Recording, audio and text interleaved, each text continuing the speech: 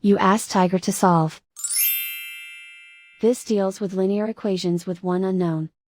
The final result is t equals -72. Let's solve it step by step. Simplify the expression. Group like terms. Combine like terms.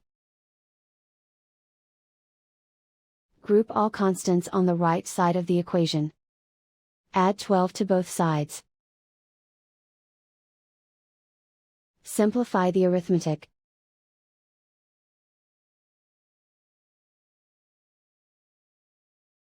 Convert the t into a positive number.